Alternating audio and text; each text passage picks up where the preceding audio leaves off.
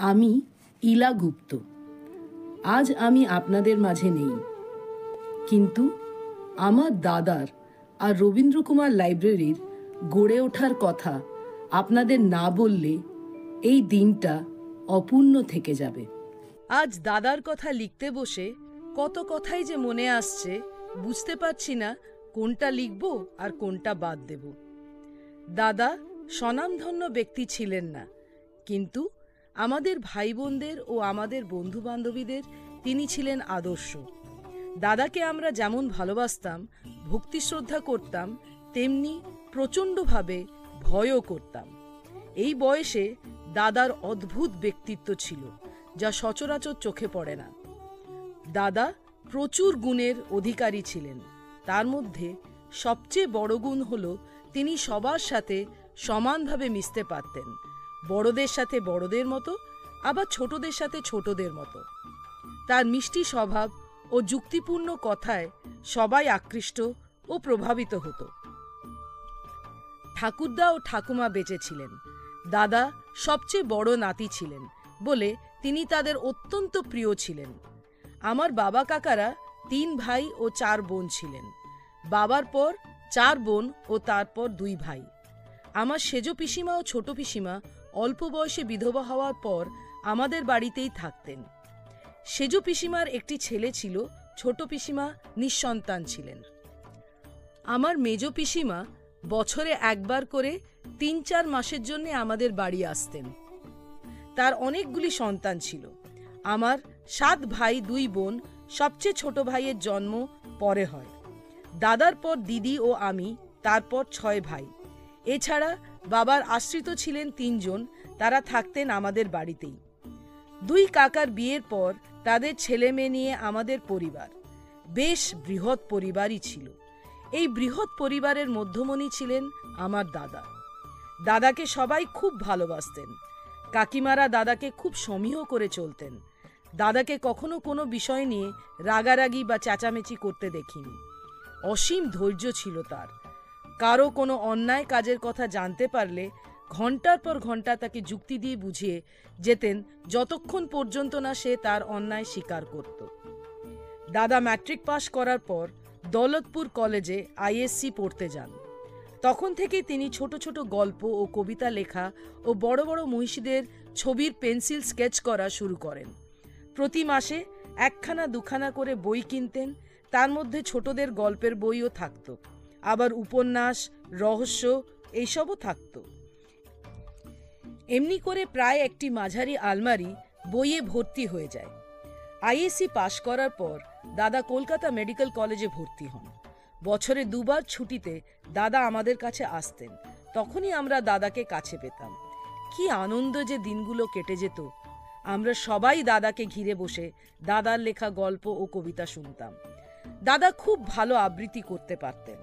যখন তার ফিরে যাওয়ার দিন এগিয়ে আসতো, কি যে খারাপ লাগতো আমাদের। আমার ঠাকুরদা চাকুরি জীবনে উড়িষ্যার নানা জায়গায় কাটে। অবসর গ্রহণ করার পর তিনি আমাদের দেশ যশোর জেলায় একটি ছোট্ট গ্রাম নাম পাইকপাড়া, সেখানে বাড়ি তৈরি করার কথা মেজ কাকাকে বলেন। বাবা ও ছোট কাকা ব্যবসার খাতিরে কটকে থেকে যান। আমার বাবার সিনেমার ব্যবসা ছিল। আমরা সবাই কিছুদিনের জন্য বনগাঁয় গিয়ে থাকি।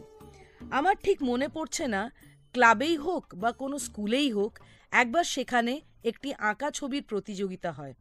দাদা খবরের কাগজ থেকে একটি নর্তকীর নত হয়ে প্রণাম করার ছবি পেন্সিল দিয়ে এঁকে দিয়েছিলেন। সেই নর্তকীয় অঙ্গভঙ্গি ও দেহের সমস্ত গয়নার কারুকার্য এত সূক্ষ্ম ও সুন্দরভাবে এঁকেছিলেন যে তা না দেখলে বিশ্বাস করা যায় না। সেই ছবি প্রথম পুরস্কার লাভ করেছিল। একদিন আমি আর আমার পিস্তত দিদি মা লিখে এমব্রয়ডারি করছিলাম। দাদা বাইরে থেকে ঘুরে এসে আমাদের এইভাবে এক মনে বসে কিছু করতে দেখে জিজ্ঞেস করলেন, হ্যাঁ রে, তোরা কি করছিস দেখি? আমার সেই দিদি দাদার থেকে খুব বেশি ছোট ছিলেন না। দাদার সঙ্গে বেশ ইয়ার্কি মারতেন। তিনি সঙ্গে সঙ্গে উত্তর দিলেন, আমার সেই দিদি দাদার থেকে খুব বেশি ছোট ছিলেন না, দাদার সঙ্গে বেশ ইয়ার্কি মারতেন। তিনি সঙ্গে সঙ্গে উত্তর দিলেন, থাক, তোমাকে আর এসব দেখতে হবে না, এ তোমার কম্য নয়। যেই না এই কথা বলা, দাদার জেদ চেপে গেল। এগিয়ে এলেন ও বেশ খানিকক্ষণ ধরে আমাদের সেই আঁকাও কিভাবে সেলাই করছি ঘুরিয়ে ফিরিয়ে দেখার পর এক টুকরো কাপড়ের উপর জড়িয়ে মা লিখে সেলাই করতে বসলেন। 4-5 দিন লেগেছিল সেলাইটা শেষ করতে। শেষ হওয়ার পর আমাদের দেখিয়ে বললেন, দেখ তো তোদের মতো হয়েছে কিনা। আমরা দুই বোন অবাক হয়ে চেয়ে দেখি যে এর আগে কোনোদিন ছুঁচ ধরতে দেখিনি, তার পক্ষে এইরকম সেলাই করা কি করে সম্ভব হয়। সেই এমব্রয়ডারি এখনো আমাদের লাইব্রেরিতে আছে। দাদা বনগায় তার এই এক আলমারি বই নিয়ে একটা ছোট্ট লাইব্রেরি করেছিলেন, নাম দিয়েছিলেন মিত্র লাইব্রেরি। দেশে বাড়ি তৈরি হওয়ার পর আমরা সবাই দেশের বাড়িতে চলে যাই, কিন্তু আমাদের ওখানে কারো শরীর ভালো থাকে না, সবাই ম্যালেরিয়া রোগে আক্রান্ত হই। তাছাড়া ওখানে আমাদের লেখাপড়া করারও খুব অসুবিধে ছিল। মা তখন আমাদের ভাই বোনদের নিয়ে কটক চলে আসেন। কিছুদিন পরে ঠাকুমা মারা যান। ঠাকুরদা, কাকা, কাকিমা ও পিসিমাদের নিয়ে কটক চলে আসেন। আমরা তখন থেকে কটকে স্থায়ীভাবে বাস করি। দাদা ছুটি হলে যখন কটক আসতেন আমাদের জন্য কিছু না কিছু নিয়ে আসতেন তার এই স্বল্প সঞ্চয় থেকে। খাতা, পেন্সিল, গল্পের বই, ঘুড়ি ওড়ানোর মরশুমে ভাইদের ও তাদের বন্ধুদের জন্য সুতো, যা যখন পারতেন নিয়ে আসতেন। একবার মনে পড়ে ভাইদের ও তাদের বন্ধুদের জন্য সুতো এনেছিলেন, কিন্তু সঙ্গে সঙ্গে না দিয়ে বেরিয়ে গেলেন, বলে গেলেন, আমি ফিরে এসে তোদের সুতো ভাগ করে দেব। আমার চতুর্থ ভাই ভীষণ ডানপিটে ছিল। সে দাদার ফিরে আসা পর্যন্ত ধৈর্য ধরে না থাকতে পেরে সুতো বার করে নিয়ে ছাতে ঘুড়ি ওড়াতে চলে যায়। দাদা ফিরে এসে সুতো ভাগ করতে গিয়ে দেখে সুতোয় কম। বুঝতে পারেন কে নিয়েছে। তিনি একবার শুধু জোর গলায় তার নাম ধরে ডেকে বলেছিলেন, তোর এত সাহস! ব্যাস, তাতেই কাজ হলো। সে ঘুড়ি লাটাই ফেলে দিয়ে মাথা নিচু করে এসে ঠিক স্ট্যাচুর মতন দাঁড়িয়ে রইল। সে দৃশ্য এখনো আমার চোখের উপর ভাসে। দাদা যখন পুজোর সময় আসতেন আমরা 10-12 জন দাদার সঙ্গে পায়ে হেঁটে ঠাকুর দেখতে যেতাম। ছোটরা তখন যদি আবদার করত, দাদা খিদে পেয়েছে কিছু কিনে দাও, কিংবা কেউ কোনো খেলনার জন্য বায়না করত, দাদা তাদের বলতেন, হ্যাঁ রে দেব, ঠাকুর দেখতে বেরিয়েছিস, দেখা শেষ হোক, পরে পথে ফেরার সময় সব খেলনা খাবার কিনে দেব। ঠাকুর দেখে ফেরার সময় কারো আর সে কথা মনে থাকতো না, তখন শুধু বাড়ি ফেরার তাড়াটাই থাকতো বেশি। এইভাবে দাদা এড়িয়ে যেতেন, কারণ আমাদের সবাইকে খাওয়াবার কিংবা কোনো খেলনা কিনে দেওয়ার ক্ষমতা দাদার ছিল না। প্রতি বছর পুজোর সময় সপ্তমী ও নবমীর দিন বিনাপানি ক্লাবের থিয়েটারে দাদা নায়িকার ভূমিকায় অভিনয় করতেন। আমরা সবাই দল বেঁধে দেখতে যেতাম। সে যে কি আনন্দ, আজও সেসব দিনের কথা ভুলতে পারি না। একবার এখানে অন্নপূর্ণা থিয়েটারে রীতিমতো নাটক টকি অফ টকিজ নামে একটি নাটকের চ্যারিটি শো হয়েছিল। কলকাতা থেকে নায়ক ও আরও অনেকে এসেছিল। দাদা নায়িকার ভূমিকায় অভিনয় করেছিলেন। তার সাজগোজ, অঙ্গভঙ্গি, অভিনয় ও অর্গেন বাজিয়ে প্লেব্যাক গানের সঙ্গে ঠোঁট নাড়া এত স্বাভাবিক ও সুন্দর হয়েছিল যে দর্শকদের মধ্যে থেকে একজন তাকে একটি স্বর্ণপদক উপহার দিয়েছিলেন। আমি দাদার অত্যন্ত প্রিয় ছিলাম। আমার লেখাপড়ার প্রতি আগ্রহ ছিল বলে দাদা কত রকমে যে আমাকে সাহায্য করেছেন। কোথায় কোন শিক্ষক ভালো তার কাছে নিয়ে যাওয়া, কোন কোন বই হলে আমার সুবিধে হবে সেসব জোগাড় করে দেওয়া, সকাল সন্ধে নিয়ম করে পড়তে বসছি কিনা সেদিকে নজর রাখা, এসব কাজ দাদার কখনো ভুল হতো না। আমার ভাইয়েরা বেশ ছোট ছিল, তারাও এই নিয়ম থেকে বাদ যেত না। 1947 সালের হিন্দু মুসলমানের রায়টের সময় বাবা দাদাকে কলকাতা থেকে নিয়ে এলেন। মাত্র 2 বছর আমরা দাদাকে সবসময়ের জন্য কাছে পেলাম। এখানে আসার পর দাদা সিনেমা দেখাশোনার ভার নিলেন, কারণ বাবা ও 2 কাকা তখন ট্যুরিং সিনেমা নিয়ে উড়িষ্যার নানা জায়গায় ঘুরতে বেড়াতেন। দাদাকে দেখেছি ঠিক শো আরম্ভ হওয়ার 1 ঘন্টা আগে থেকে ইন্টারভেল পর্যন্ত সিনেমা হলে বারান্দায় প্রধান গেট থেকে বুকিং অফিস পর্যন্ত সমানে পায়চারি করে বেড়াতেন। কি গাম্ভীর্য! প্রত্যেকটি কর্মচারী তটস্থ হয়ে থাকত। আবার মায়ের কাছে এলে এই ছেলেই একেবারে ছেলে মানুষের মতো হয়ে যেতেন। একদিন মাকে এসে বললেন, মা গো, আমি একটা মোটর সাইকেল কিনব। মা বললেন, না রে, ওতে আমার ভীষণ ভয়, কিনিস না বাবা। আর একদিন বললেন, মা গো, আমাকে আর একটা স্যুট বানিয়ে দাও। মা বললেন, না বাবা, আর কয়েকদিন যাক, তারপর বানিয়ে দেব। এই কথাতেই দাদা বুঝে গেলেন দ্বিতীয়বার কোনোদিন আর বলতে শুনিনি। দিদির বিয়ে হয়ে গেল। আমি দাদার পার্শ্বর্য ছিলাম। যতক্ষণ দাদা বাড়িতে থাকতো তার সমস্ত ফাইফরমাস আমাকে খাটতে হতো। সকালবেলা ব্রাশে পেস্ট দেওয়া থেকে শুরু করে দাদার ঘর পরিষ্কার করা, টেবিল গুছিয়ে রাখা, বিছানা ঠিক করে রাখা, এই সবই আমার কাজ ছিল। আমার ও যেমন এসব করতে ভালো লাগতো, বুঝতে পারতাম দাদাও খুব খুশি হতেন আমার এইসব কাজে। এইভাবে 2 বছর কেটে গেল।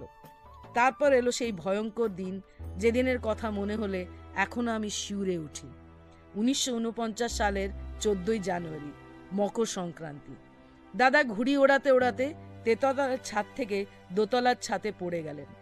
ছুটে গেলাম, কিন্তু তার বুক ফাটা আর্তনাদ ছাড়া আর কিছুই শুনতে পেলাম না। হাসপাতালে গেলাম, সেখানেও ওই সেই একই আর্তনাদ করে যাচ্ছেন, ওরে আমাকে বাঁচা, আমাকে ছেড়ে দে। ডাক্তারেরা হাত পা বেঁধে রেখেছিলেন। আমাদের স্নেহময় দাদা আর আমাদের দিকে একবারও তাকিয়ে দেখেননি বা একটি কথাও আর বলতে পারেননি। তবু আমার একবারও মনে হয়নি দাদা এভাবে চলে যাবেন। সারাটা রাত এই একইভাবে চলার পর শেষ রাত থেকে নিস্তেজ হয়ে পড়েন। 15 জানুয়ারি বেলা 10টার সময় চিরদিনের মতো শান্ত হয়ে যান। হাসপাতালের ডাক্তারেরা কিছুই করতে পারেননি। আমাদের সংসারটাকে যেন একটা কালো ছায়া ঢেকে ফেলল। চারিদিকে কেবল পুঞ্জীভূত অন্ধকার। মা আসন্ন প্রসবা ছিলেন। খবর পেয়ে দৌড়ে যেতে গিয়ে পড়ে যান, কিন্তু সেদিকে তাকিয়ে দেখার কেউ ছিল না। কে যে কোথায় চলে গেল বা থাকলো কেউ জানে না। সংসারটা একেবারে ছারখার হয়ে গেল। ছন্ন ছাড়ার মতন সবাই ঘুরে বেড়াতে লাগলো। কারো মুখে কোনো কথা নেই, স্নান নেই, খাওয়া নেই। কেউ কারো দিকে তাকাতে পর্যন্ত পারছে না। কি একটা অদ্ভুত আতঙ্ক নিয়ে সবাই ঘুরে বেড়াতে লাগলো। আমি সব সময় দাদার ঘরটিতে থাকতাম। নিয়ম মতন দাদার ঘরের কাজগুলো সব করতাম। মনে হতো এই বুঝি দাদা বাইরে থেকে এসে বললেন, ওরে দে তো রে 1 গ্লাস জল দে, কিংবা কিরে এখনো পড়তে বসিসনি। সব সময় এইসব ভাবতাম। কেমন যেন পাগলের মতো হয়ে গিয়েছিলাম। কোথাও একটু শান্তি পেতাম না। কেউ জোর করে খাওয়াতে বসালে চোখের জল বুকে ভেসে যেত। সারাদিন অস্থিরভাবে ঘুরে বেড়াতাম, আর সন্ধ্যার পর দাদার ঘরটিতে চুপ করে বসে থাকতাম। কতদিন রাত্রে ঘুমোতে পারিনি। একদিন দাদার আলমারির বইগুলো নাড়াচাড়া করতে করতে হঠাৎ মনে হলো এই বইগুলো নিয়ে তার নামে একটা লাইব্রেরি করলে কেমন হয়। আমার মনের কথা আমার বন্ধু প্রীতিকে জানালাম। সে তার 2 দাদা ফাতুদা ও সত্যদাকে জানালেন। তারা আমাদের এই প্রস্তাবে খুব উৎসাহ পেলেন ও তখন থেকে শুরু হলো আমাদের লাইব্রেরি গড়ে তোলার কাজ। সারাদিন রাত চলল ছেঁড়া বই পাতা মিলিয়ে জোড়া দেওয়া, মলাট দেওয়া, মলাটের উপর নাম লেখা ও ঠিকভাবে সাজিয়ে রাখার কাজ। আমার বন্ধু ও তার 2 দাদা রাত 10টার পর বাড়ি চলে যেতেন। আমার প্রায় সারা রাত কেটে যেত, কারণ আমার ঘুম আসতো না। এইভাবে আস্তে আস্তে অশান্ত মন শান্ত হলো। তখন শুধু ধ্যান জ্ঞান লাইব্রেরি। 1 মাস পরে আমার ম্যাট্রিক পরীক্ষা ছিল, কিন্তু একদিনও বই ছুঁইনি। পরীক্ষাটা দিতে বাধ্য হয়েছিলাম, কারণ দাদা আমার পরীক্ষার ফি জমা দিয়ে গিয়েছিলেন। দাদার ঘরটিতেই দাদার বইগুলো, আমার ও আমার বন্ধুর উপহার পাওয়া কয়েকখানি বই ও দাদার 2 বন্ধুর কিনে দেওয়া কয়েকখানি বই দিয়ে আমরা লাইব্রেরি প্রতিষ্ঠা করলাম। আমাদের এত উৎসাহ দেখে আমার বাবা অনেকগুলি আলমারি সহ একটি হল ঘর তৈরি করে দিলেন ও বেশ কিছু বইও কিনে দিলেন। বাবা যতদিন বেঁচে ছিলেন আমাদের লাইব্রেরির কোনো কিছুর জন্যে কোনো কিছু ভাবতে হয়নি। যখন যা প্রয়োজন হয়েছে বাবা করে দিয়েছেন। আমার ভাইয়েরা তাদের সাধ্য মতন আমাদের খুব সাহায্য করত। আমার 5ম ভাই সনদ খুব ভালো সাজাতে পারত। সরস্বতী ঠাকুরের প্যান্ডেল ও বার্ষিক উৎসবের স্টেজ সেই সাজাতো।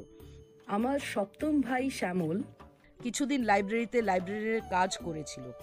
আমার মা, পিসিমা, কাকিমারা ও আমার বন্ধুর বাড়ির অনেকেই এই 2 উৎসবের সময় নানাভাবে নানা দিক থেকে আমাদের খুব সাহায্য করতেন। 5-6 বছরের মধ্যে আমাদের সভ্য ও সভ্যার সংখ্যা হয়েছিল 300।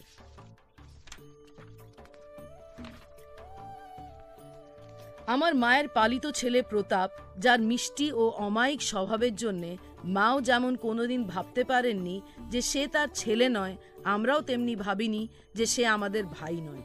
সে নিয়মগুলো আমাদের সঙ্গে মিলে মিশে গিয়েছিল। সে নিজ গুণে আমাদের সঙ্গে মিলেমিশে গিয়েছিল। সে লাইব্রেরির যখন যে কাজ প্রয়োজন হয়েছে অকুণ্ঠ চিত্তে সে কাজ সম্পন্ন করার চেষ্টা করেছে। আমার ও আমার বন্ধুর বিয়ে হয়ে গেল। আমার বন্ধু হাজারিবাগ চলে গেল, ফাতুদা চুচুড়ায় চাকরি পেয়ে চলে গেল, প্রতাপ চাকরি পেয়ে ভুবনেশ্বর চলে গেল, আমার সবচেয়ে ছোট 2 ভাই চাকরি পেয়ে কলকাতায় চলে গেল, অন্য ভাইরা আমাদের ব্যবসায় যোগ দিল, তাদের সকলেরই একে একে বিয়ে হয়ে গেল। আমার পক্ষে বিয়ের পর আগের মতো নিয়ম করে লাইব্রেরির কাজ করা সম্ভব হতো না। মেয়েরা হওয়ার পর লাইব্রেরির দৈনন্দিন কাজ করা একেবারেই অসম্ভব হয়ে ওঠে। আমার স্বামীর ভুবনেশ্বরে অফিস হওয়াতে তার পক্ষে ঠিক সময় লাইব্রেরিতে উপস্থিত থাকা এবং একা সব কাজ করা সম্ভব হলো না। এই সব কারণে বেশ কিছুদিন বাইরের কয়েকজনকে পরপর আমাদের লাইব্রেরির কাজের জন্য নিযুক্ত করা হয়। তারা প্রত্যেকেই কাজ খুব ভালো করতেন, কিন্তু তাদের পক্ষেও ঠিক সময়ে উপস্থিত থাকা সম্ভব হচ্ছিল না। কিভাবে কি করা যায়, কার উপর লাইব্রেরি দেখাশোনার ভার দেওয়া যায়, এইসব যখন ভীষণভাবে চিন্তা করছি, সেই সময় আমার ভাইপো ভাইজিরা এগিয়ে এলো। আমার 3য় ভাইয়ের বড় ছেলে সন্দীপ, 4র্থ ভাইয়ের বড় মেয়ে বর্ণালী, 5ম ভাইয়ের বড় মেয়ে মৌসুমী লাইব্রেরির দৈনন্দিন কাজে যোগদান করল। অন্যান্য ভাইপো ভাইজিরা ও আমার মেয়েরা প্রত্যেকেই সরস্বতী পুজো ও বার্ষিক উৎসবের সময় প্রচুর সাহায্য করত ও এখনো করে। আমার 2 মেয়ে ও ভাইজিদের প্রায় সকলেরই বিয়ে হয়ে গেল। ভাইপোরাও কেউ কেউ বাইরে চলে গেল। লাইব্রেরির দৈনন্দিন কাজ রয়ে গেল শুধু সন্দীপের। সে প্রায় 10 বছর আমাদের এই লাইব্রেরির সঙ্গে জড়িত। খুব উদ্যম ও উৎসাহ সহকারে সে সমস্ত কাজ করে, অক্লান্ত পরিশ্রম করতে পারে, সকলের সঙ্গে বেশ সহজভাবে মিশতেও পারে। আমার 4র্থ ভাই ও 5ম ভাই অকালে চলে গেল।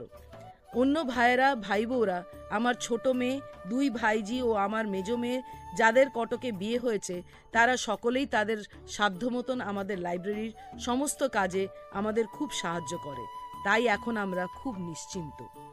আজ ও আমার বারবার মনে হয়, দাদা যদি অকালে ওভাবে চলে না যেতেন, তাহলে আমরা ভাই বোনেরা হয়তো অন্যরকমভাবে গড়ে উঠতাম। দাদা স্নেহ মমতা, ক্ষমাগুণ আমাদের প্রত্যেককে সুন্দর করে গড়ে তুলত। কত আনন্দ, কত সুন্দর ও শান্তি হতো আমাদের সংসার। একজন মানুষের অভাবে সব যেন কেমন হয়ে গেল। আমাদের দিন ফুরিয়ে এসেছে। যাওয়ার আগে যদি দেখে যেতে পারি একজনও কেউ তার মন প্রাণ ঢেলে দিয়েছে লাইব্রেরির কাজে, তাহলে তার চেয়ে বেশি আনন্দ ও শান্তি কি আছে। মানুষ চিরস্থায়ী নয়, একদিন না একদিন তাকে যেতেই হবে। থাকবে শুধু তার কাজ। আমাদের এই লাইব্রেরি যা আমাদের 50 বছর পর্যন্ত টেনে নিয়ে আসতে পারবো, এ কি আমরা কখনো ভাবতে পেরেছিলাম? পারিনি, কিন্তু তা সম্ভব হয়েছে। তাই ভগবানের কাছে এই প্রার্থনা আমাদের, এই লাইব্রেরি যেন অক্ষয় ও অটুট থাকে। ইতি ইলা।